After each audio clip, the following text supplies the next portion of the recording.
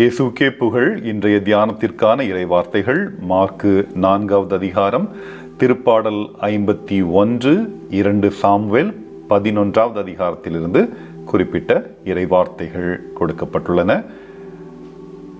முக்கியமாக 3 இறைவார்த்தை சொற்றொடர்களை நாம் சிந்திப்போம். முதலாவதாக 2 சாமுவேல் 11வது அதிகாரத்திலிருந்து குறிப்பிட்ட இறைவார்த்தைகள்.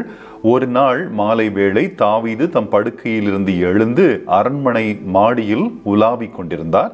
அப்பொழுது ஒரு பெண், அதாவது தனது படைத்தளபதி யோவாபின் படைவீரரான இத்தியர் உரியாவின் மனைவி பத்சேபா குளித்துக் கொண்டிருந்ததை தாவீது மாடியிலிருந்து கண்டார்.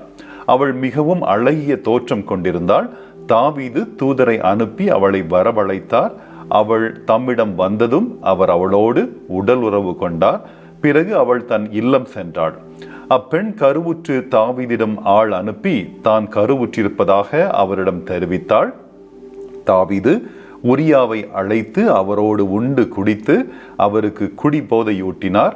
மாலையில் அவர் தம் தலைவரின் பணியாளரோடு தம் படுக்கையில் தூங்கச் சென்றார். தம் வீட்டுக்கு அவர் செல்லவே இல்லை.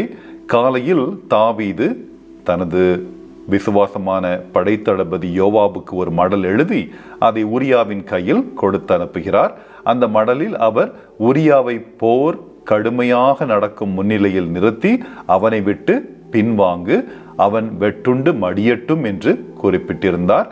இத்தியர் உரியாவும் மாண்டார் என்று படிக்கிறோம். இரண்டாவதாக திருப்பாடல் தாவீதை எழுதியது பாடியது 51 முதல் 5 இறைவசனங்கள். இதோ தீவினையோடு என் வாழ்வை தொடங்கினேன், பாவத்தோடே என் அன்னை என்னை கருத்தாங்கினாள். உமக்கு எதிராக நான் பாவம் செய்தேன், உம் பார்வையில் தீயது செய்தேன். ஏனெனில் என் குற்றங்களை நான் உணர்கிறேன். என் பாவம் எப்பொழுதும் என் மனக்கண் முன் நிற்கிறது. என் தீவினை முற்றிலும் நீங்கும்படி என்னை கழுவியருளும். என் பாவம் அற்றுப்போகும்படி என்னை தூய்மைப்படுத்தியருளும். கடவுளே, உமது பேரன்புக்கேற்ப எனக்கு இரங்கும். உமது அளவற்ற இரக்கத்திற்கேற்ப என் குற்றங்களை துடைத்தருளும். நற்செய்தி மார்க்கு 4வது அதிகாரம் 31 மற்றும் 32வது இறைவார்த்தைகள். இறையாட்சி கடுகு விதைக்கு ஒப்பாகும்.